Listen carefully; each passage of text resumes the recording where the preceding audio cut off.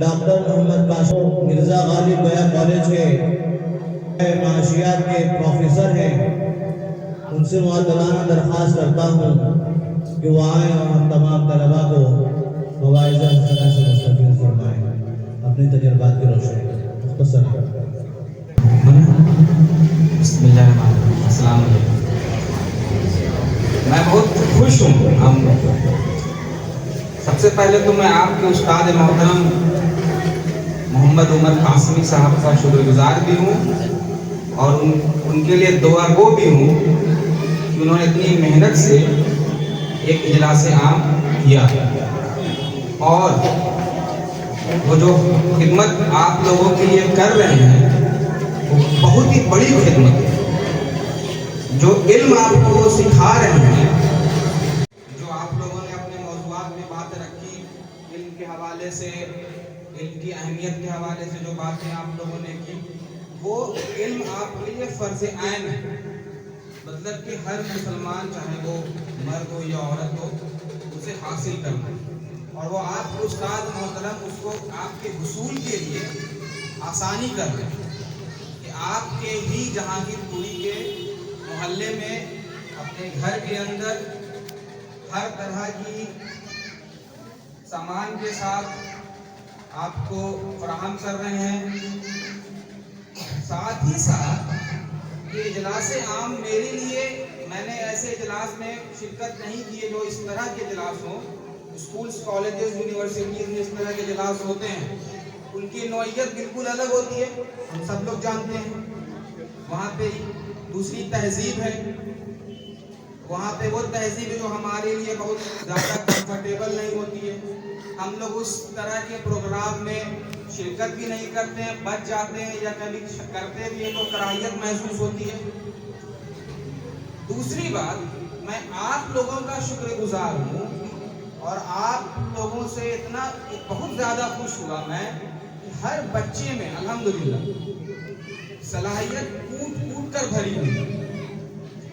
چھوٹے چھوٹے بچے ہیں، بچیاں ہیں، تلفظ کے ساتھ، بھاری بھرکم الفاظ کے ساتھ آپ نے گفتگو کی، نظم سنایا، اتنی پیاری آواز اور اتنے اچھے سے نغمہ سے آپ لوگوں نے نعت بھی پڑھی، حمد بھی پڑھا اور ماپے نظم بھی پڑھی۔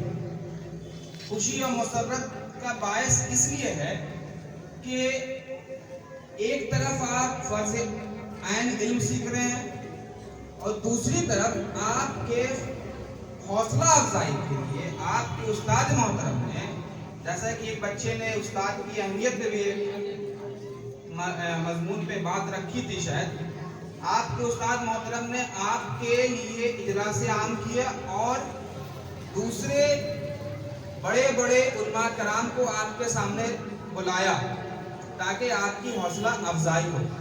یہ بہت بڑی خدمت ہے۔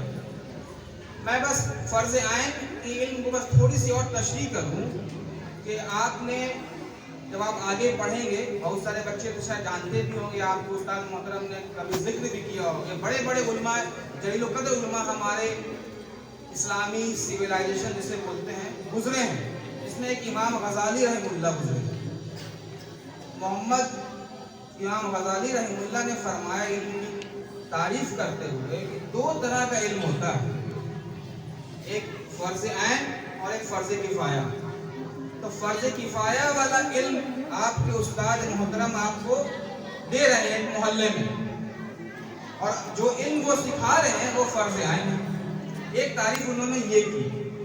دوسری تعریف علم کی انہوں نے یہ کی جسے کہتے ہیں محمود اور مذموم، کہ ہمیں ویسا علم سیکھنا چاہیے۔ محمود کے معنی ہوں گے جو ہمارے لیے بھلا ہو، ہمارے لیے اچھا ہو، جو تعریف کے لائق ہو، جس کو انگلش میں بولتے ہیں پریز وردی نالج، ویسا علم جس کو تعریف کی جا سکے۔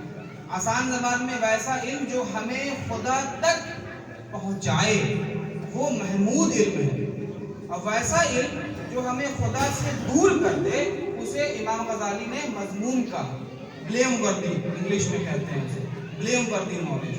تو علم کے کئی طرح کے اقسام ہیں، لیکن آپ کے استاد محترم جو علم سکھا رہے ہیں وہ اس کو علم پا کر آپ خدا تک پہنچ سکتے ہیں، رسول اور صحابہ کے طریقے پہ چل سکتے ہیں، تو وہ علم کی اہمیت دوسرے علوم کے مقابلے میں کئی گنا زیادہ ہے، یہ ہمیں پتہ ہونا چاہیے۔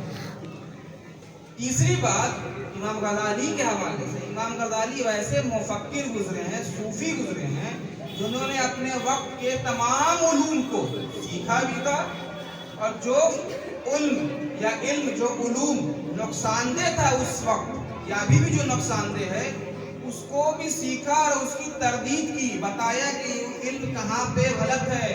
فلسفہ کے بارے میں آپ لوگ آگے پڑھیں گے تو آپ جو علم سیکھ رہے ہیں اس علم کی روشنی میں دوسرے علوم میں کیا خامیاں ہیں اس کو نکالیں۔ جیسے ایک بچی نے پردہ کے موضوع پہ جب بات کی تو بے حیائی میں کیا خامیاں ہیں، بے حیائی والی جو علوم ہے اس میں کیا پرابلم ہے، کس طرح سے انسان کا نفس کو گندا کر دیتا ہے، یا کس طرح سے ہمارے زندگی میں سے خدا کے تصور کو ہٹا دیتا ہے، نبی کے باتوں کو ہٹا دیتا ہے، وہ علوم کو آپ اس میں کیا علوم میں کیا خامیاں ہیں لوگوں کو سمجھانا ہوگا، جس طرح سے امام غزالی نے سمجھایا لوگوں کو کہ فلسفہ میں کیا خامیاں نکل گئی۔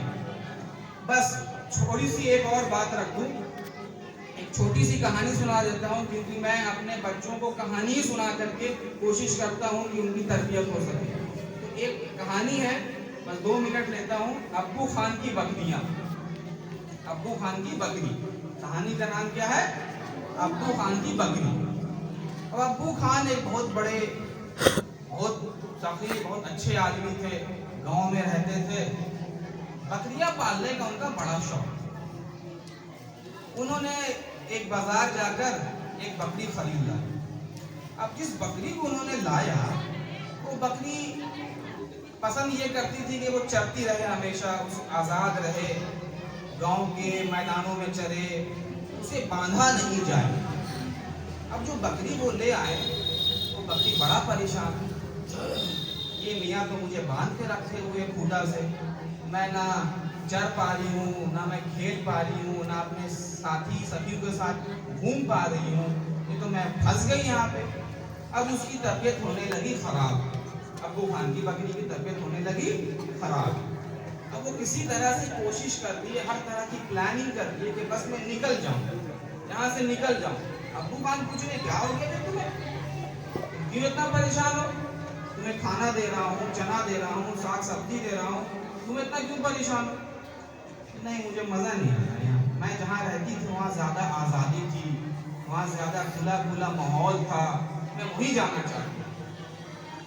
ایک دن بڑی ہمت کر کے اس نے اپنے آپ کو اپنے کھوٹے سے آزاد کر دیا۔ جب آزاد کیا تو گاؤں کے بہت دور چلی گئی، پھر جب بہت دور چلی گئی تو جنگل میں پہنچی، رات کا وقت ہے، بھیڑیا ہے۔ اب وہ بکری بھیڑیا کے سامنے، ہمیں پتا ہے کہ بھائی ننھی سی بکری ننھی سی جان ہوتی ہے، بھیڑیا کھانے کو تیار، گرا کر دیکھ رہا ہے اسے، اب تو میں تمہیں کھا جاؤں گا۔ لیکن یہ ابو خان کی جو بکری تھی یہ بھی بہت مضبوط والی تھی، طاقت، لیڈر، ڈر نہیں لگتا۔ اس نے سوچا اب جب میں نکل ہی پڑی ہوں، آزاد ہونا ہی چاہتی ہوں، اپنے حساب سے جینا چاہتی ہوں، تو اس بھیڑیا سے تو میں مقابلہ کر کے رہوں۔ اور ابو خان اس کو سمجھاتا تھا کہ ادھر مت جانا، بھیڑیا ہے کھا لے گا تمہیں، لیکن وہ آخری دم تک لڑی وہ بکری، لیکن لڑتے لڑتے اس کی موت ہو گئی۔ کہانی میں نے اس لیے سنائی کہ آپ جس راہ پہ چل رہے ہیں، جو علم سیکھ رہے ہیں، جس معاشرے میں آپ رہ رہے ہیں، اس معاشرے میں کئی طرح کے بھیڑیا آئیں گے، کئی شکل میں بھیڑیا آئیں گے۔ موبائل کی شکل میں بھیڑیا آئے گا، لوگوں نے ابھی پرفارمنس کیا موبائل پہ۔ بے حیائی کی شکل میں بھیڑیا آئے گا، دوسرے گندے علوم کے شکل میں بھیڑیا آئے گا۔ آپ کو ابو خان کی بکری بن کے رہنا، کہ آپ کو ہر گندگی سے، بیماری سے، گناہ سے، ہر طرح کے بھیڑیے سے لڑنا ہے ایمان کی قوت کے ساتھ۔ عمل صالحات کی شجاعت کے ساتھ کہ آپ لڑیں گے، ہار نہیں مانیں گے. ٹھیک ہے؟ چلیے شکریہ.